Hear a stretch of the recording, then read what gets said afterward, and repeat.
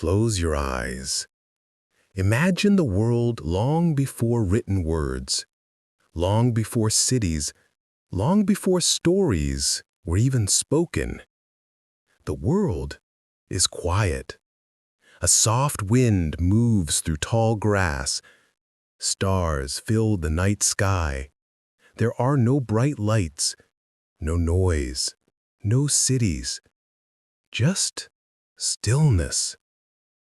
Somewhere in this silent world, two early humans sit near a fire. They do not have the same words we use today. They speak with eyes, with hands, with breath. They lean closer, their faces almost touching. A quiet moment, and perhaps, for the very first time, lips meet lips. No one records it. No one knows the exact night it happened. But that simple act, the first kiss, becomes a thread that travels through thousands of years. When we think of a kiss today, we imagine romance, love, affection. But long ago, it was something deeper and quieter. Kissing is a gesture older than poetry, older than castles, older than history books. It is an echo of our shared humanity. Scientists, historians, and anthropologists have searched for its earliest traces. They have read ancient texts, studied forgotten rituals, and explored the soft spaces between survival and emotion. They cannot give us a date. There is no year carved in stone that says, this is when the first kiss happened. Instead, the story is hidden in gestures, in habits, in tiny, silent moments passed down through time. Many believe kissing grew out of the simple ways humans showed care to one another. Long before romantic love, before weddings and traditions, there was closeness. A parent comforting a child, a friend leaning close, a quiet breath shared between two people in the night. This is why the history of kissing isn't like the history of battles or kings. There are no monuments built to celebrate the first kiss, no statues, no armies, no borders, just gentle moments. And that makes it all the more beautiful. In every age, a kiss has meant something slightly different. In some places, it is a greeting. In others, it is a sacred act. In many, it is love. But it has always been a bridge between two people, silent, soft, and powerful. As we begin this journey together, remember, the story you're about to hear is not loud. It's not filled with grand events. It moves slowly, like a whisper. It's a history written not in ink, but in breath. The first kiss didn't change the world overnight, but it became part of what it means to be human. A quiet reminder that affection is as ancient as firelight and as constant as the stars above. So, settle in. Let your mind drift back through time. We will walk slowly through thousands of years, from the earliest humans to ancient civilizations, from ritual kisses to secret courtships, from dusty clay tablets to glowing cinema screens. The story of the first kiss is also a story of us, of how we connect, how we trust, how we love. This is not a fast story. This is a sleepy story, a story meant to unfold gently, like the night itself. Now, let us step softly into history. Before there were kisses, there were only bonds. Simple, quiet, wordless connections between people who lived in a world that was still wild and young. Long before cities, before writing, Before even the idea of history, small groups of early humans moved through forests and plains. They huddled close on cold nights. They shared food, warmth, and safety. They did not have words like love, affection, or kiss, but they had the feelings that came long before language. A parent holding a child close, a friend sharing food, two people sitting quietly by a fire, leaning toward each other for warmth.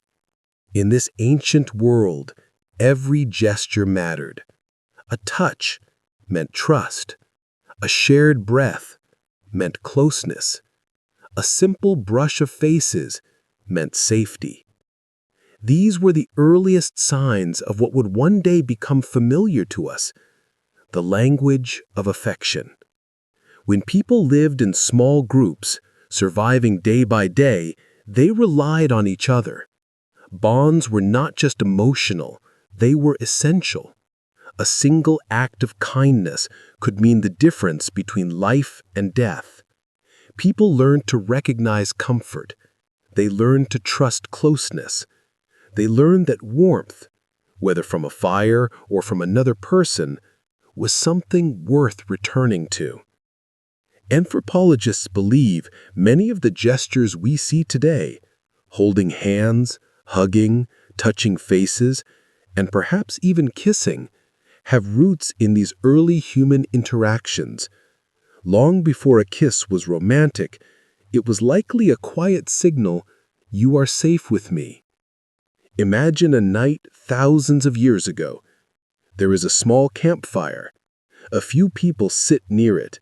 The air is cold. The stars are bright. Two people lean close, pressing their faces together, maybe their noses, maybe their lips, sharing their warmth in the simplest way possible. No language, no explanation, just a shared breath in the dark. The earliest humans didn't see this as special. It wasn't a ritual or a ceremony. It was simply part of being alive together. But slowly, over generations, these moments grew meaning. A touch could comfort. A lean could invite. A quiet breath could bind two people in quiet trust. Even animals show behaviors that resemble human affection. Great apes, like bonobos and chimpanzees, share mouth-to-mouth contact. They touch faces. They comfort each other with physical closeness. Some scientists believe kissing may have grown out of behaviors like these, inherited from our distant ancestors. Over time, early humans became more social. Their groups grew larger. They learned to speak. They developed small rituals, ways to show belonging. A gentle face touch, a shared piece of food, a nuzzle. These small, ordinary gestures laid the foundation for what, much later, would be called a kiss. But back then, no one called it anything. It didn't need a name. It simply existed, like rain or wind. Kissing, or something like it, may have been an instinct before it was a tradition. It was a way to recognize familiarity, to feel closeness, to remind each other, "You are one of us." Think of how soft and quiet these moments must have been. No rushing streets, no buzzing lights, no loud music, only the wind in the grass, the soft rustle of fire, and the sound of breathing. This world without words was not empty. It was full of quiet connections. And from these small connections, the first gestures of human intimacy slowly began to grow. So when we talk about the first kiss, it's not a single moment. It's not one couple in one place under one tree. It's 1,000 quiet evenings, 1,000 firesides, 1,000 breaths shared between people long before they knew what a kiss was. These early bonds became the invisible roots of a very human habit, a gesture so ordinary now, but born from the simple act of needing each other. The history of the kiss doesn't begin with kings or queens. It begins with ordinary people, with survival, with the warmth of a shared breath in a cold night. As centuries turned into millennia, these soft, quiet gestures followed humans wherever they went, from the plains to the valleys, from caves to the earliest settlements. They traveled through time, invisible, unrecorded, but always there. This is the story beneath the story. Before a kiss became a symbol between lovers, before it was written in poems or shown in films, it lived quietly in the oldest bond of all, the bond between a parent and a child. Long before civilizations rose, long before stories were written down, human survival depended on this connection. A baby, small and fragile, could not speak or understand language, but it could feel warmth. It could feel skin against skin. It could feel a soft breath on its face. In many early societies, parents, especially mothers, fed their infants mouth to mouth. This was called pre-mastication, and it was a simple, practical act. A parent would chew food to soften it, then gently pass it to their baby. It was not romantic, not ceremonial, but it was deeply human. It was how love and survival were expressed at the same time. In that moment, a baby would feel its mother's breath, the warmth of her lips, the closeness of her skin. A gesture like this is believed to be one of the oldest human forms of affection. And over thousands of years, that same closeness began to carry new meanings. Imagine an ancient evening. A parent holds a child wrapped in animal skins, sitting near a small fire. The stars above are countless. There are no houses, no books, no written language, only the soft sound of breathing. The parent leans close, touches the child's forehead, presses their lips gently. A quiet gesture that says everything without a single word. You are safe. I will care for you. That gentle press, a simple touch between lips and skin, is likely where the idea of kissing began to grow. It was an act of trust, of comfort, of protection. Not for display, not for romance, just a silent promise between two lives. Modern science still sees traces of this.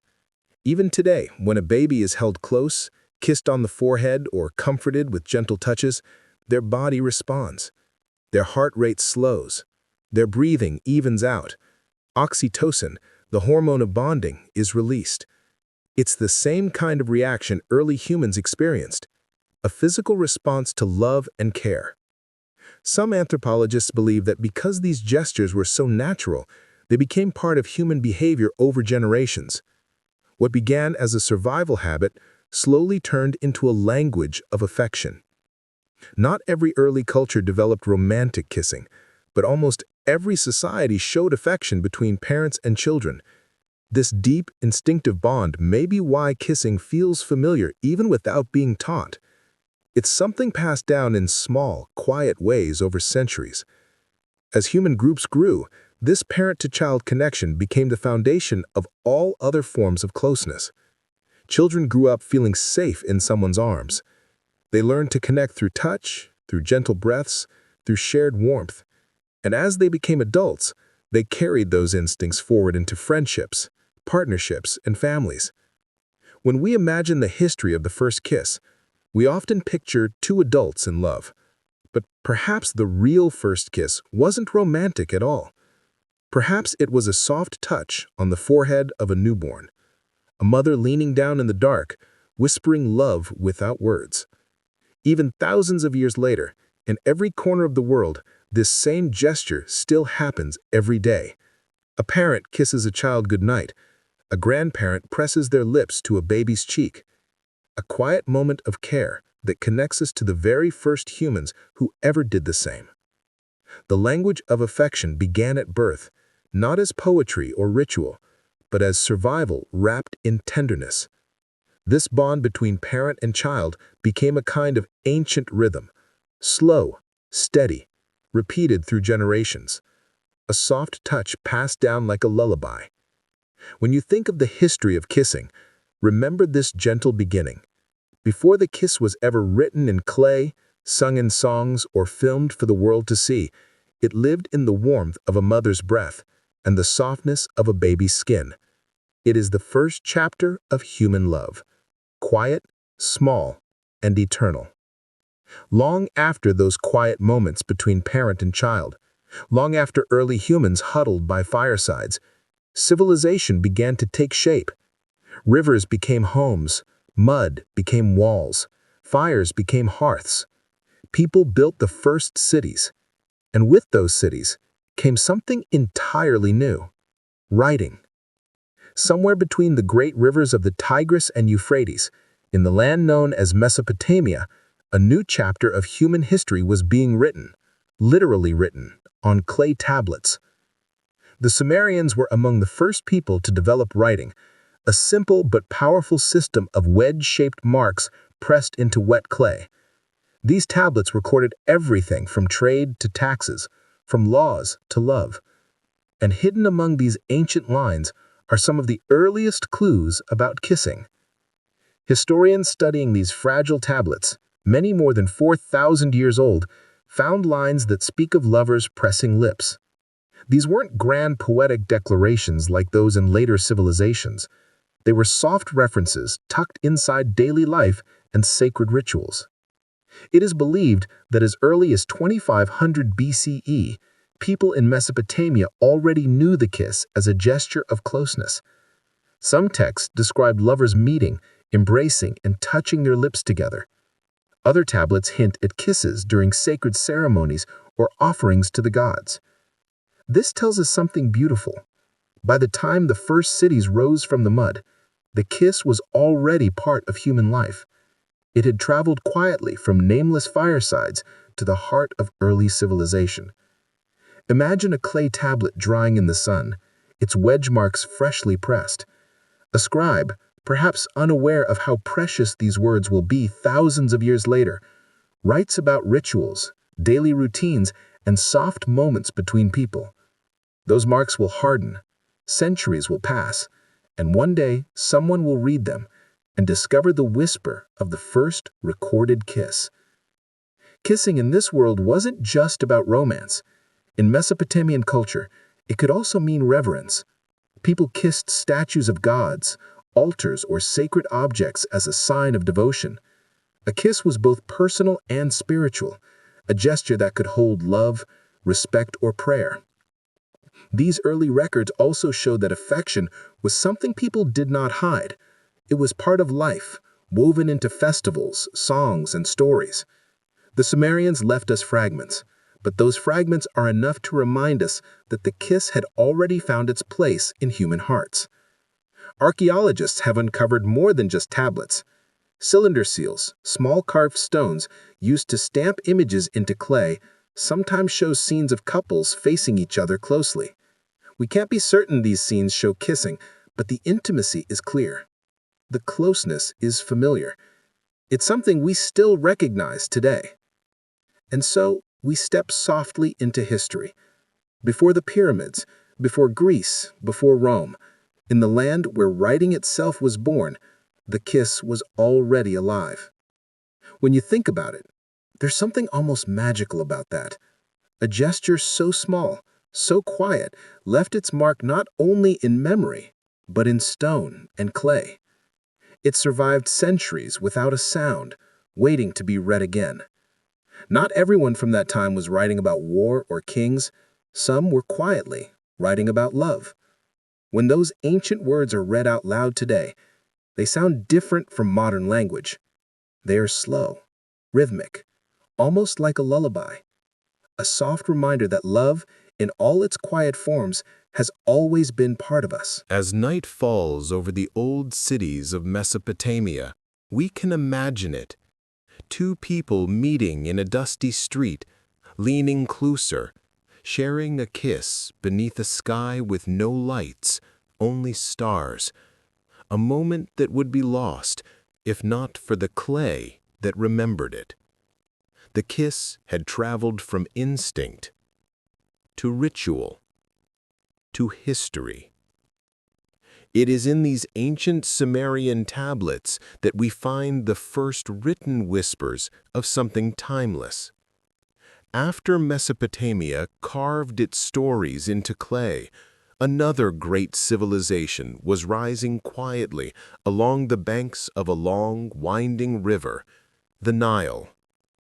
Here, in the warm sands and soft winds of ancient Egypt, history began to take a different shape. The Egyptians built their world around silence and ceremony. Their language was carved into stone walls, painted onto tombs, and written in long, flowing lines of hieroglyphs. Their cities grew in the shadow of tall temples and great pyramids. But while their monuments told stories of pharaohs, gods, and the afterlife, they also whispered something softer about closeness, about touch, and about affection. Unlike Mesopotamia, the Egyptians didn't leave many direct descriptions of lip-to-lip kissing in their writings. To them, intimacy often lived in gestures that were subtle, quiet, and elegant. Instead of mouth-to-mouth contact, many couples showed affection by touching noses, breathing together, or standing face-to-face in a quiet exchange of closeness. Historians believe this soft, quiet way of showing love may have carried the same weight that kissing does today. In the Egyptian language of gestures, a look, a breath, or a gentle touch could say more than words ever could. In tomb paintings, men and women are sometimes shown standing with their faces very close, eyes meeting, hands resting lightly on one another. Their poses are calm, not rushed, not dramatic, just two people sharing a moment. Perhaps they kissed, perhaps they only breathed together. Either way, that closeness was a sign of something deeply human, the desire to feel near someone else. The Egyptians also associated breath with life itself. In their beliefs, to share breath was to share a small part of one's soul. To breathe close to someone was a way of saying, "I trust you. I am with you." In this way, affection became almost sacred. In temples, rituals sometimes involved priests leaning close to statues of gods, whispering prayers, or offering gentle gestures of devotion. While not kisses in the modern sense, these acts carried a similar meaning: reverence, closeness, and connection. It's important to remember that not every culture kissed in the way we think of today. In some places, affection was expressed not with lips, but with presence, with breathing, with being still together. Imagine an Egyptian evening thousands of years ago. The sky is clear and endless. The air is warm. A couple stands near the banks of the Nile, their faces close. The river flows quietly behind them. They are not thinking about history. They are not trying to leave their mark. They are simply existing. Two people in a quiet world, breathing the same air. In a way, this soft Egyptian form of affection is almost more intimate than a kiss. It is slower.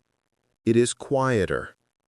It has no rush, no performance, just stillness. For the Egyptians, touch and breath weren't only romantic, they were symbolic. Breath was tied to the idea of Ka, the life force, the soul that lived inside every person. To be close enough to feel someone's breath was to share a small part of one's soul.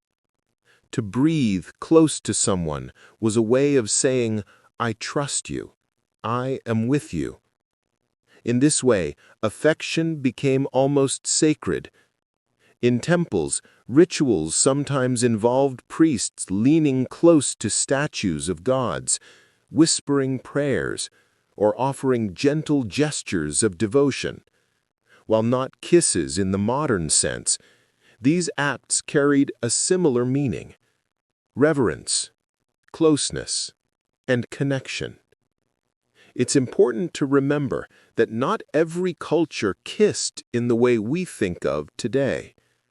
In some places, affection was expressed not with lips, but with presence, with breathing, with being still together. Imagine an Egyptian evening thousands of years ago. The sky is clear and endless. The air is warm. A couple stands near the banks of the Nile, their faces close.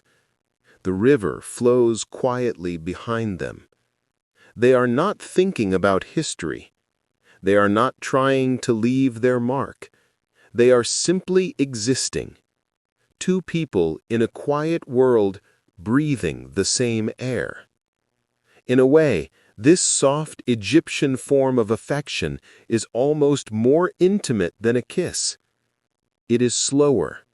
It is quieter. It has no rush, no performance, just stillness.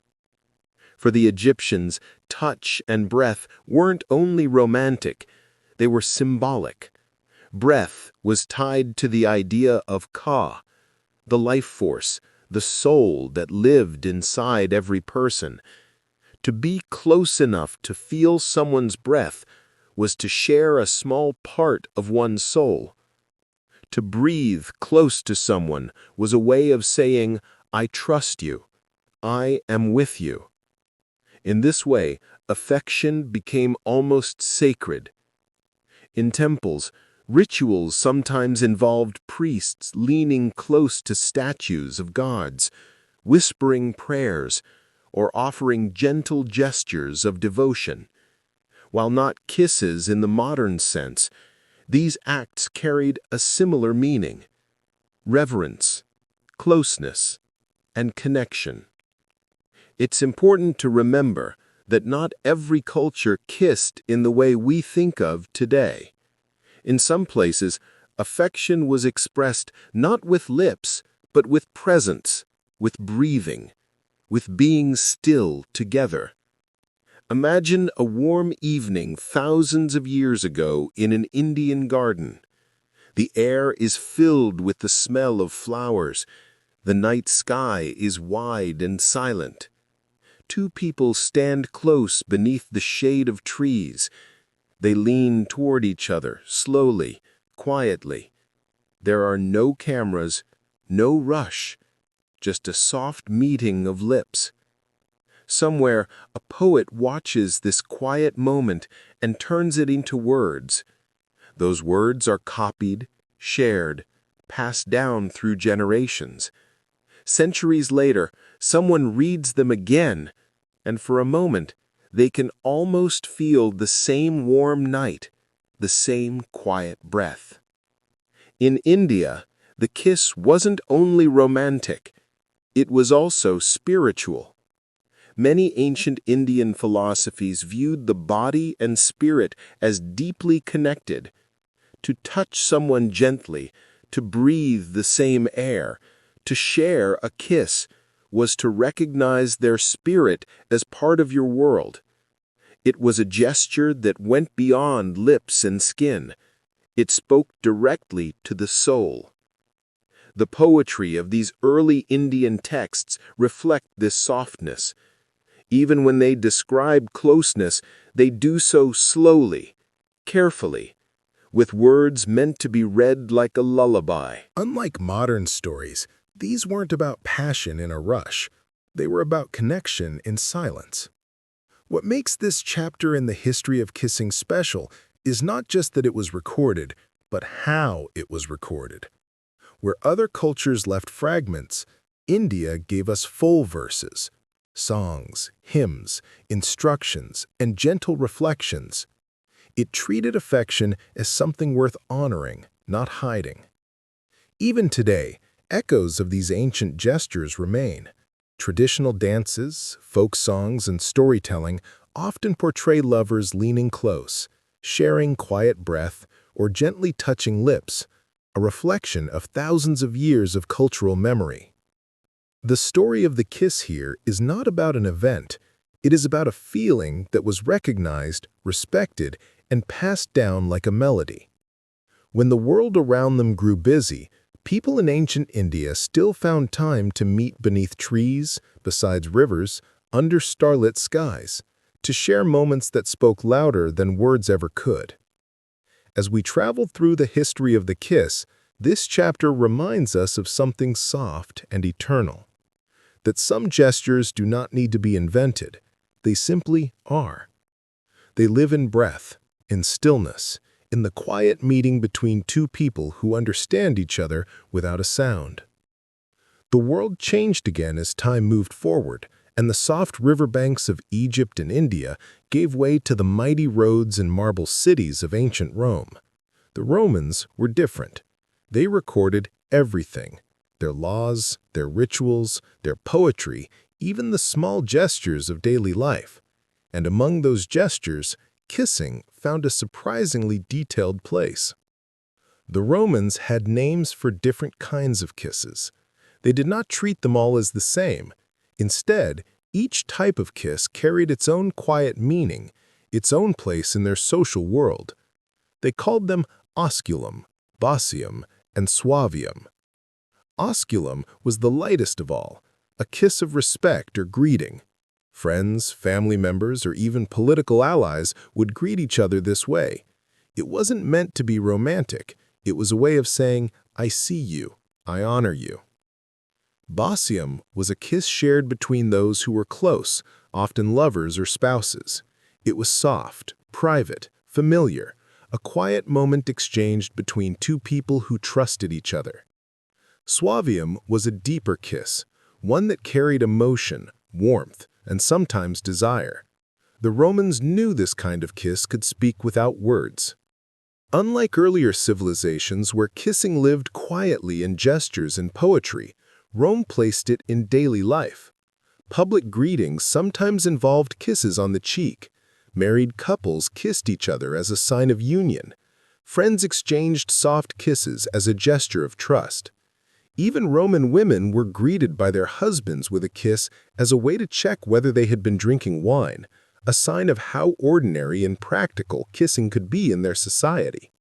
Yet even in these practical moments, the gesture held weight. It was a part of the rhythm of Roman life. Rome was a place of order and ritual. From the grand senate halls to quiet courtyards, life moved with structure. And within that structure, the kiss became almost ceremonial. A greeting between friends, a mark of loyalty, a soft moment at home in the evening. Roman poets such as Catullus wrote verses filled with gentle imagery of kisses. He spoke of 1,000 kisses and then 100 more, describing not fiery passion, but a repetition of something small and comforting. A kiss was not always a single moment. Sometimes it was a pattern, a ritual between two souls who found quiet in each other's presence. Imagine Rome at dusk. The city is still humming with the echoes of footsteps on stone streets. A couple stands on a quiet balcony overlooking the Tiber River. A soft breeze brushes through olive trees. They lean close, as countless others did before them, and share a kiss, not to make history, but to feel near to one another. Their gesture is simple, yet it belongs to a tradition older than their city itself. Kissing in Rome also carried public meaning. Important ceremonies sometimes ended with a kiss to seal an oath.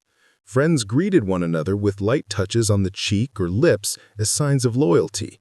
Even military leaders were sometimes greeted this way, not as lovers, but as comrades. This blending of the personal and the public made Rome a turning point in the story of the kiss.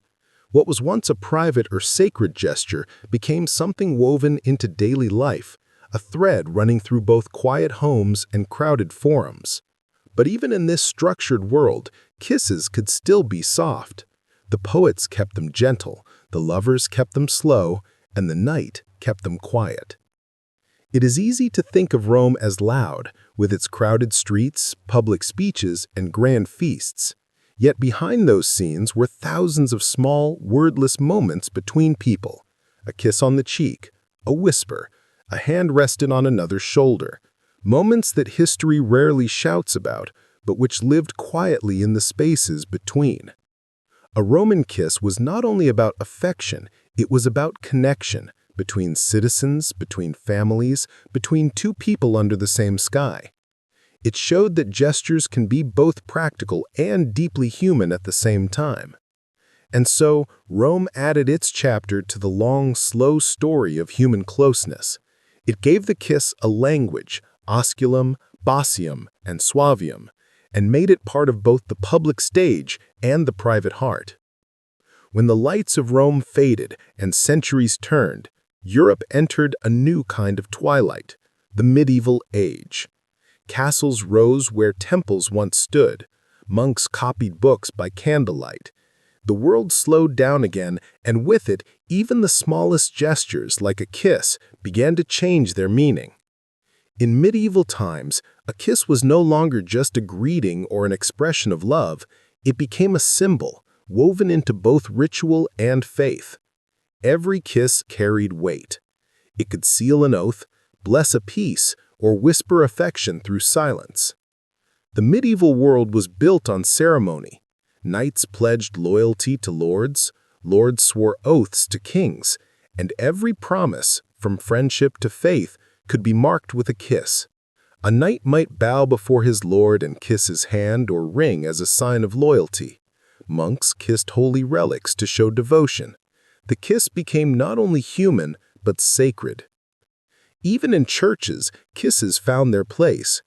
During certain rituals, believers shared what was called the kiss of peace. It was a gentle gesture meant to show unity, a moment where all divisions disappeared and everyone stood as equals before the divine. These weren't romantic moments, but they were deeply human ones, quiet, careful, filled with warmth. Outside of the church walls, though, the world of affection continued to live in stories. Medieval romances, told by troubadours and poets, began to describe the tender side of kissing again. In these tales, knights and maidens exchanged secret kisses, sometimes at the risk of scandal. Their stories were not about passion in a rush, but about love restrained, held back by duty, class, or fate. A kiss in those stories was not simply contact, it was a promise, a symbol of something that could not be said aloud. One famous medieval story, Tristan and Isolde, speaks of two lovers who share a kiss that binds them together forever, a kiss both beautiful and tragic. It is a kiss that carries both joy and sorrow, showing how in the Middle Ages, love was often written in whispers and sighs rather than declarations. But real life was quieter than those stories. Most people lived in small villages or farms, working long hours. Their gestures of affection were simple: a soft touch, a shared glance, a quiet moment by the fire. For them, love and comfort lived not in grand gestures, but in everyday kindness. A kiss between a husband and wife might not have been written into poems, but it was no less meaningful. Historians note that the custom of greeting with a kiss on the cheek, the hand, or even the lips was still common across Europe. It showed friendship, loyalty, or respect. But as the centuries passed, people began to draw lines between public kisses and private ones. The idea of the romantic kiss started to grow slowly, taking shape in poetry and song. If we close our eyes, We can imagine it. A quiet courtyard at dusk. A young couple meets in secret, their words hushed. The air smells of wood smoke and damp earth. Somewhere in the distance, a church bell tolls. They lean closer, their faces almost touching. The world around them fades into silence. Their kiss is not hurried. It's careful, almost reverent. In that moment, history itself feels like it pauses. In many ways, the medieval kiss was about balance, between love and duty, the sacred and the personal. To kiss someone could be holy. To kiss someone could be forbidden. And yet the gesture remained the same. Two people seeking closeness in a world that often demanded distance. Even kings and queens used kisses in diplomacy. A kiss could seal a treaty, end a war, or begin an alliance. It was, in its own quiet way, a form of language, one that crossed barriers of words and borders of nations. Through all its transformations, one thing remained constant: the stillness of the moment. Whether in a cathedral or a forest, a kiss in the Middle Ages was almost always slow, deliberate, and full of meaning. It was a gesture that carried centuries of symbolism in its silence. And so as we drift deeper into the story of the kiss, the Middle Ages stand as a bridge, a place where faith met feeling, and where the kiss, once sacred, began to turn again toward the world of romance. It was no longer just about vows or devotion. It was becoming something more tender, something closer to the heart. The medieval bells slowly faded, and Europe awoke to a new kind of mourning: the Renaissance. This was an age of art, learning, and human wonder. Painters filled their canvases with light. Poets wrote of beauty, and the world rediscovered the human heart as something to be celebrated, not hidden away. And in this soft unfolding of curiosity and creativity, the kiss found a new meaning. Unlike the rigid rituals of the Middle Ages, the Renaissance brought a sense of freedom and rediscovery. Love was no longer spoken of only in whispers or behind cloistered walls. People began to write about it, sing about it, and paint it in vivid colors. Affection, once wrapped in sacred rules, now became part of the story of human beauty itself. In the grand halls of Italy, France, and beyond, poets spoke of the kiss as a language of the soul. A kiss was no longer just a promise or a ritual. It was a moment of connection, a way to express emotion without a single word. Writers like Petrarch, who adored the beauty of love through his poetry, described gentle touches, soft glances, and stolen kisses that lived in quiet gardens. His verses spoke of warmth and longing, but always softly, like wind brushing through leaves. Painters followed closely behind. In portraits and frescoes, lovers leaned toward each other, their faces near, their gestures tender. Even religious art, once solemn and distant, began to show the warmth of human closeness. Kisses appeared in scenes not only of love between people, but in sacred paintings too. A mother kissing a child, an angel leaning close to whisper a blessing. During this time, society slowly began to view affection not as something hidden in the dark, but as something natural and beautiful. This was a profound shift.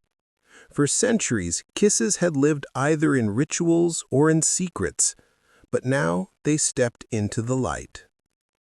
The Renaissance was also a time of gatherings, festivals, dances, and open courtyards. People met in gardens, at masked balls, beneath balconies heavy with ivy. The quiet kiss became part of these moments.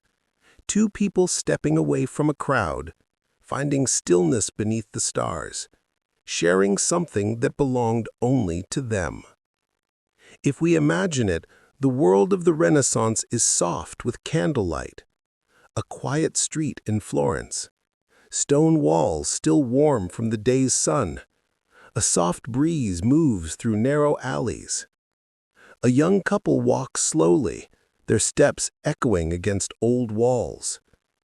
They stop beneath a lantern, faces close, the night holding its breath. Their kiss is not hurried, it's careful, almost reverent. In that moment, history itself feels like it pauses. This was also the age when the kiss began to be written about more openly in letters and diaries. Lovers sent words across distances, describing their longing not only with poetry, but with simple language. A kiss remembered, a kiss hoped for. It was not only nobles and poets who shared these moments. Across Europe, ordinary people also began to view the kiss as something personal and warm. A gesture that belonged not to kings or priests, but to everyone. In quiet homes and fields, couples shared simple moments together that would never be written down, but were just as real. The Renaissance also softened the boundaries between the sacred and the human. A kiss between a mother and child was celebrated in paintings like Raphael's Madonna and Child. Here, the gesture was not romantic, but deeply human, a reflection of love in its purest, quietest form. The beauty of the Renaissance kiss was its balance. It could be romantic, friendly, or familial. It could be whispered in the corner of a ballroom or painted onto the walls of a church. It belonged to no single group of people. It belonged to everyone. Artists even began to see the kiss as a symbol of shared breath, a moment when two people existed so close together that the rest of the world disappeared. In a way, they were returning to the ancient idea that breath, touch, and nearness carry something that words never fully can. As centuries passed, these ideas would travel across oceans, carried in songs, poems, and paintings. But in the soft golden light of the Renaissance, they were new again, fresh, warm, and alive. The kiss was no longer a ceremony, a secret, or a whisper. It was a brushstroke in the painting of human life, gentle and universal. And so, the Renaissance added its chapter to the story of the kiss, with color, with poetry, and with light. The Renaissance slowly gave way to ships, sails, and sea winds. The world grew larger, or perhaps people simply discovered how wide it had always been. The age of exploration began. Sailors left quiet harbors in search of lands they had only imagined. Maps stretched wider, coastlines grew longer, and for the first time in history, cultures that had lived separately for centuries began to meet face to face. And with these meetings, gestures like the kiss traveled too, crossing oceans, carried on warm winds and rolling waves. Before this era, many forms of affection were known only within their own regions. Some cultures had centuries-old kissing traditions. Others showed closeness in entirely different ways. The arrival of explorers, traders, and travelers changed everything. A kiss, once local, began to become global. In Europe, kissing was already part of daily life. A greeting, a promise, a soft romantic gesture. But when Europeans landed on distant shores, they found something surprising. Not every culture kissed the way they did. In some places, closeness was shared through breathing together, nose touching, or quiet gestures of trust. In others, public affection was rare or sacred. Travel journals from this time, written by sailors, merchants, and missionaries, often describe how different the customs of the world were. Some explorers were puzzled to find people greeting each other without any kiss at all. Others marveled at how gestures like nose pressing, forehead touching, or shared breath could hold the same emotional weight as a kiss back home. But just as explorers carried goods, languages, and songs, they also carried gestures. Slowly, kissing began to appear in places it hadn't before, not because it was forced, but because cultures were sharing and blending. A gesture once known to some became known to many. Imagine a harbor somewhere in the 1500s. The night is quiet. A ship creaks softly in the water. A sailor, months away from home, says goodbye with a soft kiss before boarding. It's not grand. It's not loud. It's the kind of moment history often forgets. But gestures like these, repeated thousands of times across ports and shores, carried the kiss farther than it had ever traveled before. Kisses also took on new meanings. In some places, they became part of greetings between explorers and locals. In others, they remained private, quiet gestures between couples, far from the noise of crowded ports. Sometimes kisses were seen as strange and foreign. Other times they were welcomed with curiosity or even joy.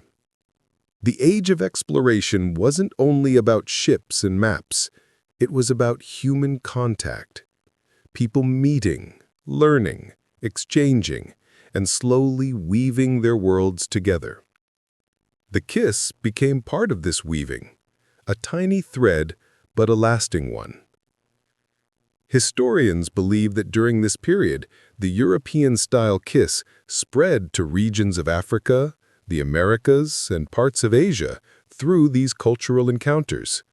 But just as important, explorers learned from others too. They returned home with new gestures, new ways of showing trust and closeness. In this way, affection began to travel in both directions. But beyond cultural exchange, this was also a time of distance. Families waited months, even years, for loved ones to return from sea. For many, a kiss became a memory carried across oceans, a promise left behind on a dock, a soft moment before a long absence.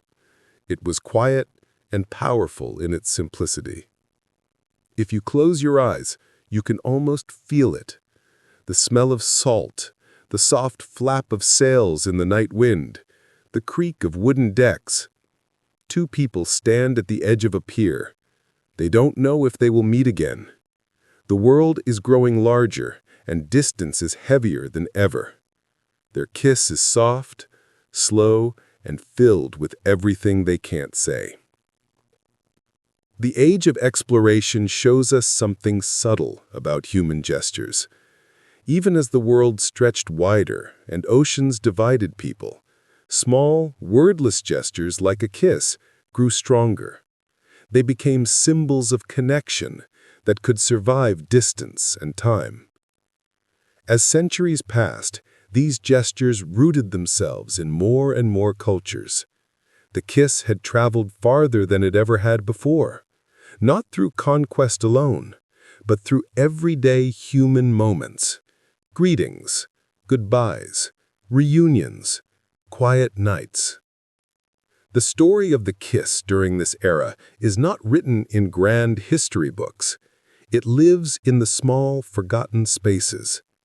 On docks, on decks, in whispered farewells, in reunions beneath foreign skies. The kiss was no longer bound to one land or one language. It was becoming a global gesture. And so, the age of exploration added its chapter to the long, soft history of the kiss, a story not of kings or empires, but of two people leaning close, even as the world around them grew vast. The waves of exploration quieted, and the sails slowly gave way to smokestacks and train whistles. A new age arrived, the Victorian era. The world changed again. Cities grew taller, streets filled with carriages, and society wrapped itself in rules. People spoke softly, dressed carefully, and behaved according to expectations. And in this world of restraint and manners, the kiss became something even more delicate. The Victorian Age, named after Queen Victoria of England, was a time when public behavior mattered deeply. Etiquettes were everything. How you walked, how you spoke, and even how you looked at someone could define your reputation. Love was present, but it was rarely loud. It lived in glances, in handshakes, in letters, and most of all, in silence. In this world, a kiss was a precious thing, not something freely given.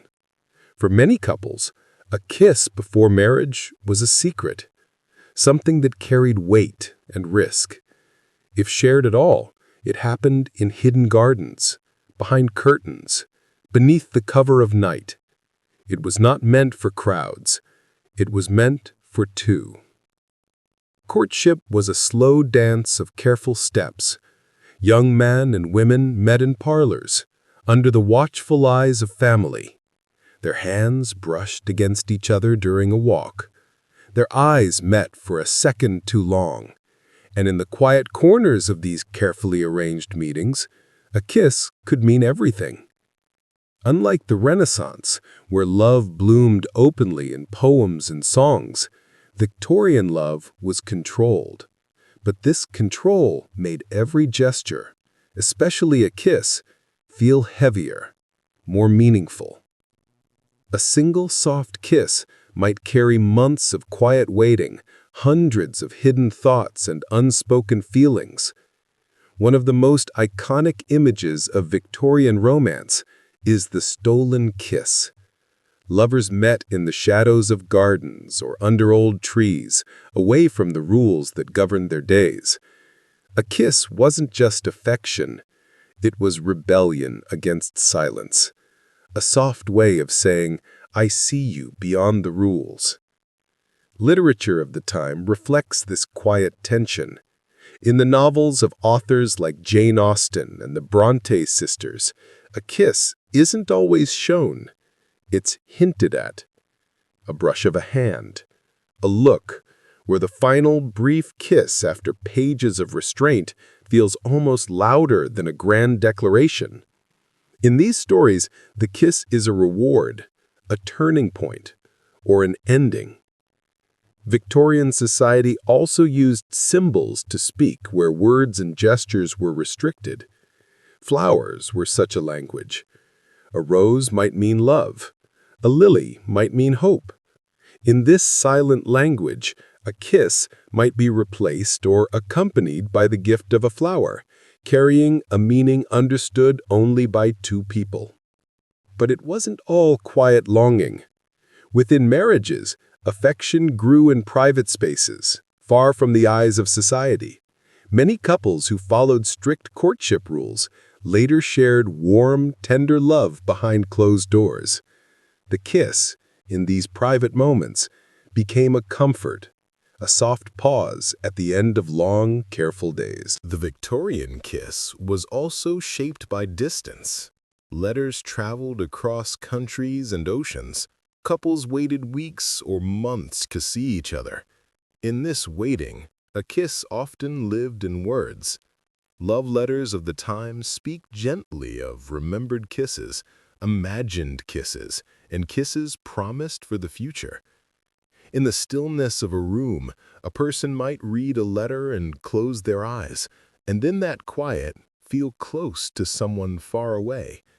We can picture it clearly. A foggy London evening, a garden heavy with the scent of roses. Two figures stand beneath an iron gate, their breath visible in the cool night air. They speak softly, if at all. The world around them is strict, filled with rules and watchful eyes. But for a moment, the rules fade. Their faces draw close. A soft kiss, brief, careful, silent. The sound of a carriage in the distance. Then they part, the night swallowing their secret. This is the language of Victorian affection, a language of quiet gestures, hidden meetings, and soft promises. A single kiss could hold more emotion than 1,000 words, simply because it had to be earned through time, patience, and courage. By the late Victorian period, as cities modernized and trains carried people farther and faster, the world began to loosen its grip a little. Public displays of affection remained rare, but love was finding new ways to breathe. Couples walked in parks, exchanged letters more freely, and shared moments that would have once been forbidden. And so, in a world ruled by manners and quietness, the kiss did not disappear. It simply became quieter, slower, more intentional, and wrapped in meaning. The Victorian kiss was not a shout, it was a whisper. Not a storm, a soft breeze. It taught the world that sometimes the smallest gestures can carry the deepest feelings. The world turned a new page. The 20th century began not with whispers in hidden gardens, but with lights, motion, and sound. Cities glowed with electricity. Trains rushed. Radios sang. People moved faster. Life itself seemed to wake from a long sleep. And in this new age, the kiss slowly stepped out from the shadows and on to the big screen. In the early 1900s, cinema was still young, a flickering wonder. People gathered in dark rooms to watch short, silent films. Among the first moments ever captured on film was something gentle, a kiss. In 1896, The Kiss, a short silent film, showed two actors leaning toward each other, their lips meeting softly. It lasted only 18 seconds, but it changed everything. Audiences gasped. Some were shocked. Others smiled. The kiss was no longer a private act. It had become a moment to be shared with the world. As the decades passed, film grew louder, longer, brighter. Kisses in movies became more than just gestures. They became symbols. A kiss at the end of a film often meant hope, love, or reunion. It told the audience, the story has found its soft landing. Even in the silent era, the image of two people leaning toward each other, framed in light, could speak volumes without a single word. The 1920s brought jazz, modern fashion, and a sense of freedom. Young people danced, laughed, and began to challenge old rules. The kiss, too, became freer. Couples kissed at train stations, under neon lights, and on dance floors. For the first time, public affection wasn't always hidden. It was part of the rhythm of modern life. But as the world opened up, it also trembled. The 1930s and 1940s carried war and uncertainty. In those times, kisses became goodbyes and reunions. Photographs from train stations and docks show couples clinging to each other, kissing before long separations. These kisses weren't loud or flashy. They were filled with quiet promises. Come back to me. One of the most iconic images of the century is from the end of World War II, a sailor bending a woman back in Times Square for a celebratory kiss. The image spread around the world. For millions, it wasn't just a kiss between two people, it was a symbol of relief, of war ending, of a world breathing out. Hollywood played a powerful role in shaping how people thought about love and kissing. Films like Casablanca and Gone with the Wind carried long, slow kisses that became cultural touchstones. Movie kisses weren't always realistic. They were idealized, elegant, often accompanied by swelling music and perfect lighting, but they gave people something to dream about. For many, they defined what romance looked like. The mid-century also brought new rules and challenges. Film censors limited what could be shown on screen, so directors found creative ways to make a kiss feel more intense without showing too much. A hand brushing against a cheek, a long gaze, a curtain blowing gently. These small touches carried weight. The kiss, once again, became a quiet language. Meanwhile, real people continued to write their own stories. Lovers kissed under street lamps after long walks. Soldiers returning home kissed their partners at train stations. Families kissed children goodnight in small, warm houses. These everyday moments were as meaningful as the grand gestures in films. Quiet, real, human. By the 1960s and 70s, society was changing fast. Old rules broke down. People spoke more openly about love, emotion, and connection. Kisses became bolder, freer. They appeared in protests, in concerts, in parks. They belonged to everyone, not just to carefully chosen stories on screens. The kiss was no longer just an ending. It became a beginning, a statement, a way of being present. But even in this louder, brighter world, the kiss kept its softness. In quiet corners of cities, two people would still lean close, block out the noise, and share a silent moment. A kiss could still be a whisper, even when the world around them was shouting. If the Victorian kiss was a secret, and the Renaissance kiss was a flourish, then the 20th century kiss was a public moment wrapped in light. It lived in cinema halls, on radio stories, in photographs, in letters carried across oceans.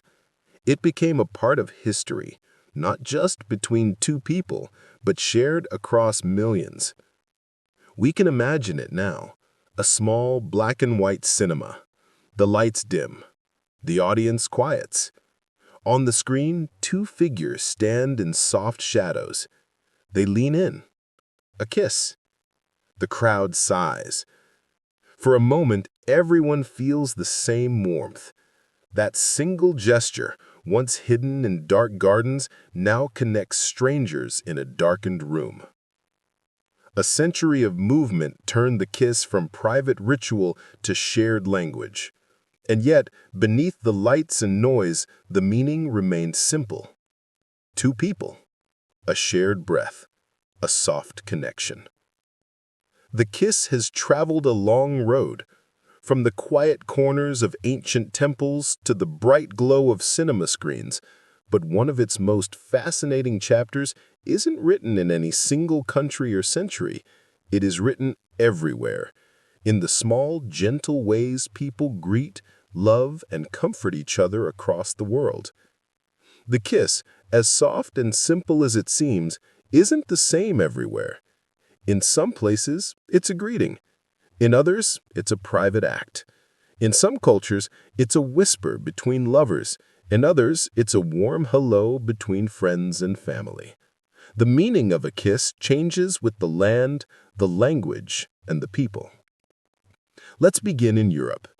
In countries like France, Italy, and Spain, kisses are often a part of daily life.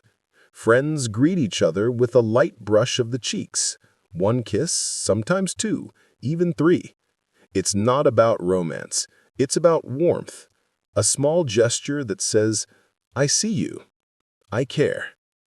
In France, this tradition is called la bise. It can be quick and light, as natural as a handshake. A simple greeting, but rooted in centuries of shared culture. In Italy, a kiss on the cheek can also come with a hug, laughter, and a sense of family. In these places, a kiss doesn't need to be hidden. It lives in the open, under the sun, on busy streets. It's part of everyday life. But in other parts of the world, the kiss carries different meanings.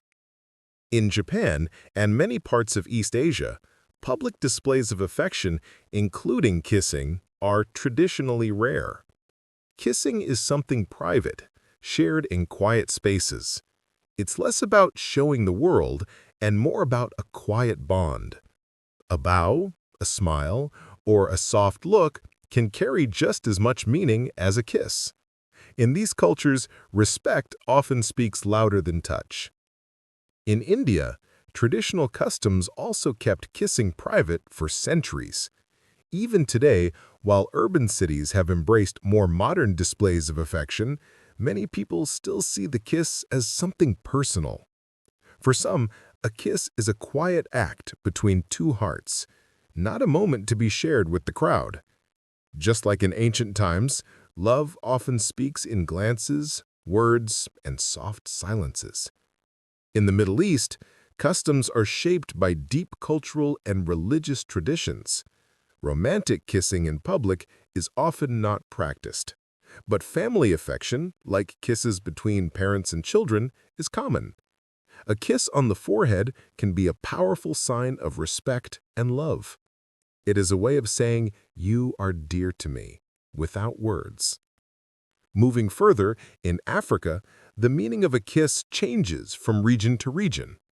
In some communities, kisses are used as greetings or blessings.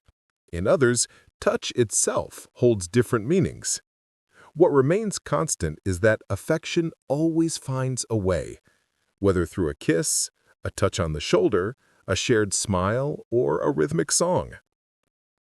In indigenous cultures across the world, expressions of affection often follow the rhythm of nature and tradition. In some groups, kissing wasn't always part of daily customs. Love might be shown through shared work, gentle care, or a simple gesture. And in others, the kiss developed over time, blending with new traditions brought from afar.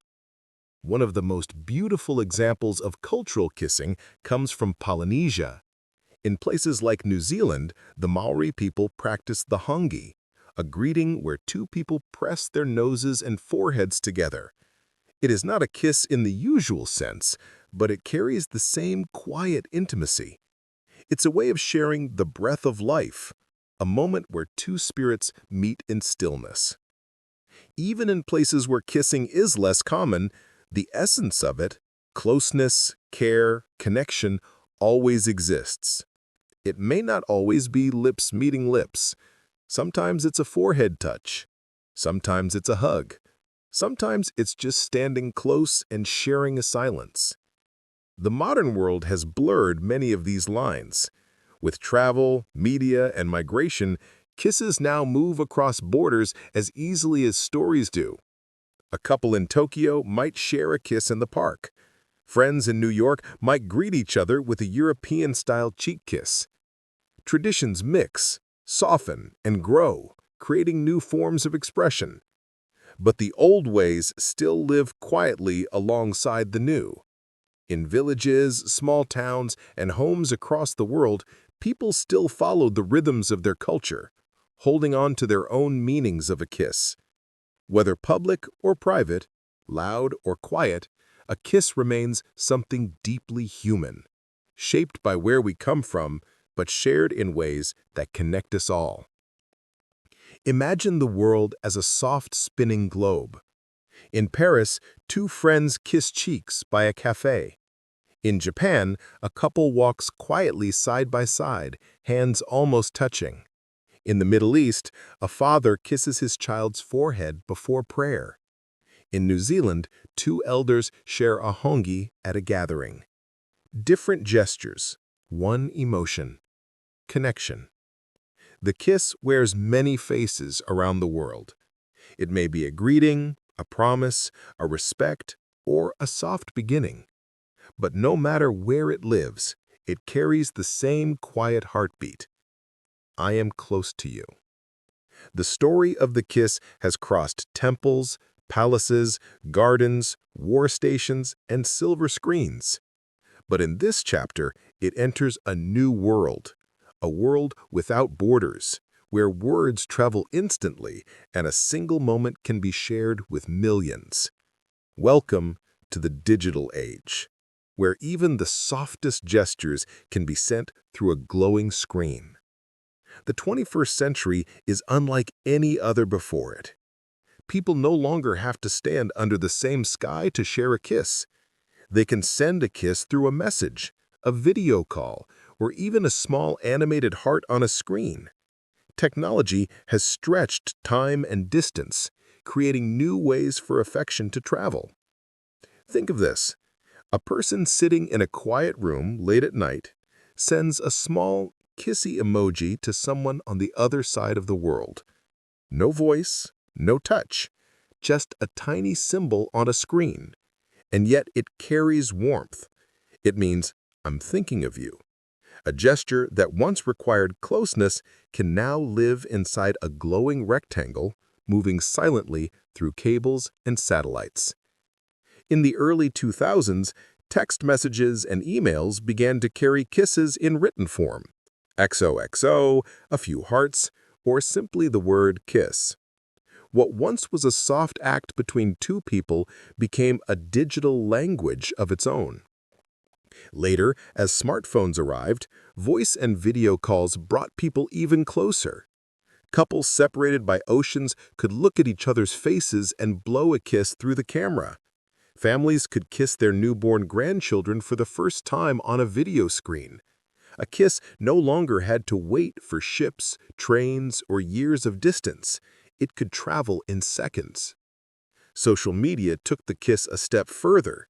Suddenly, private moments could be shared publicly, sometimes with hundreds, sometimes with millions. Photos of wedding kisses, reunion kisses, goodnight kisses, and even small cheek kisses began to fill timelines and feeds.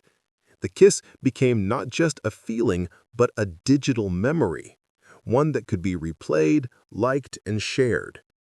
But in this new world, something interesting also happened. Silence and slowness became rare. In older times, a kiss often came after long waiting, after letters, long walks, or soft meetings in gardens. In the digital world, connection is fast. Messages fly back and forth, moments arrive instantly. The kiss still matters, but its rhythm has changed. Yet even in a fast world, the kiss has found ways to remain gentle. Many couples today still share their first kiss not through a screen, but under the stars, in quiet parks, or after long conversations. Even in a world of emojis and filters, the real moment, when two people are close, breathing the same air, still holds something no screen can replace. Technology has also created new traditions. The good night kiss may now be sent as a heart emoji at the end of a chat. Long-distance couples might send each other short voice notes, soft whispers before sleep. Families separated by time zones may blow kisses on video calls. Even though the lips do not meet, the emotion remains real. And then there are the virtual kisses shared in online games, dating apps, and metaverse spaces. Two people may meet as avatars and share a kiss without ever being in the same country. To some, this may seem strange, but to many, it's another way to feel close in a distant world.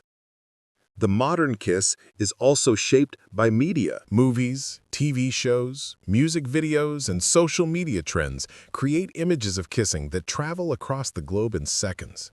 One famous film scene or a viral wedding photo can inspire millions of people. The kiss, once shared only in a single place and moment, now echoes across cultures instantly. But not everyone chooses to share their kisses online. For many, the kiss remains something personal, something soft and private. Some moments are too quiet to live on screens. A forehead kiss in a hospital room, a goodnight kiss before turning off the light, a goodbye kiss at an airport. These are the kinds of kisses that still belong only to two people. Technology may have changed how kisses travel, but it hasn't taken away their meaning. If anything, it has expanded their reach. A person in one corner of the world can send affection to another thousands of miles away, and it can arrive in seconds. This is something no other century could offer. Picture it. A phone screen glows softly in the dark. Two people smile at each other through pixels. One leans forward, blows a kiss. The other catches it with a laugh. No ocean, no mountain, no wall stands in their way. A small, simple act connects them. The kiss has walked through time, adapting to every age it met. In the digital world, it has simply found another shape. Smaller, faster, but still warm, still human. In the end, whether it's a kiss in a crowded station, under a starry sky, or through a glowing screen, its meaning hasn't changed. A kiss still whispers, "I care, I'm close, I'm here." And in a world spinning faster than ever before, that small whisper is more precious than ever. The kiss has walked through the ages. From quiet corners of ancient temples to glowing smartphone screens, it has changed its shape many times. But beneath all those changes, one thing has stayed the same. The kiss is a language older than words. Long before people wrote letters or sent messages, long before poems, films, or songs, humans found ways to express closeness. A gentle touch, a breath shared, a forehead pressed softly against another. The kiss is part of that quiet, universal language, a language of connection. Think back through its journey. In ancient Mesopotamia, it was carved in stone tablets. In Rome, it carried social meaning and public rituals. In the Middle Ages, it was both a gesture of loyalty and secret love. In the Victorian era, it was quiet and hidden, wrapped in rules. In the 20th century, it stepped into the light of cinema. In our own digital age, it travels through invisible signals, glowing screens, and tiny symbols. Each time, it adapted, but it never disappeared. The power of a kiss does not come from grand gestures. It comes from its simplicity. A single, soft kiss can comfort, promise, or calm. It can be a greeting or a goodbye, a beginning or an ending. It can live in silence or in laughter. And no matter where it happens, it always carries a small spark of something deeply human. The kiss also holds something rare. It slows the world down. In a time when everything moves fast, news, messages, lives, a kiss can create a brief pause. Two people stop moving, the noise softens, everything narrows to a quiet breath between them. For just a moment, there is no past or future, no worry or noise, only presence. That stillness is part of why the kiss has lasted so long. Across cultures, the kiss also builds trust and connection. Parents kiss their children goodnight to offer warmth and safety. Friends kiss cheeks to share joy. Lovers kiss to express care without speaking. Even in times of war, loss, or distance, a kiss has remained a small act of hope. It reminds us that we are not alone. It's also a way of remembering. A kiss can linger in memory long after it happens. People can recall their first kiss, their goodbye kiss, their goodnight kiss. These moments become quiet anchors in the river of time. Unlike many things that fade quickly, a kiss can stay. What's most remarkable is how universal it is. No matter the country, language, or era, people find their own ways to express closeness. In some places, it's a kiss on the lips. In others, on the forehead or cheek. Some greet with a hongi, some with a light touch. The gestures may differ, but the feeling beneath them is the same. Connection, comfort, care. And though technology has changed how we live, it hasn't erased the magic of being physically near someone, of sharing a real, quiet moment. No amount of digital symbols can fully replace the warmth of a real kiss. This is why, even in our fast-moving world, people still wait for those moments. First kisses, reunion kisses, goodnight kisses. These moments become quiet anchors in the river of time. Unlike many things that fade quickly, a kiss can stay. Imagine this. Two people stand under a night sky. The world around them is busy. Cars, screens, clocks ticking. But between them is silence. They lean closer. For a heartbeat, everything else falls away. A soft kiss, and the noise of the world fades into the background. Just two people, a shared breath, and a moment of stillness. That is why the kiss endures. It doesn't need to be loud. It doesn't need to be perfect. It simply needs to be felt. In a way, the history of the kiss is the history of humanity itself, full of change, movement, and quiet connections that survive time. Civilizations rise and fall, technologies evolve and languages shift, but a kiss in its softest form remains. And as the world keeps spinning, somewhere, always, someone is sharing that moment. A parent kisses a sleeping child. A couple says goodbye at a train station. Two friends greet each other in the morning. Someone sends a goodnight kiss through a phone. A story continues in silence. The kiss is timeless. It belongs to the past, to the present, and to the future. It is proof that even in a noisy world, gentle things can last. It doesn't need to be loud. It doesn't need to be perfect. It simply needs to be felt.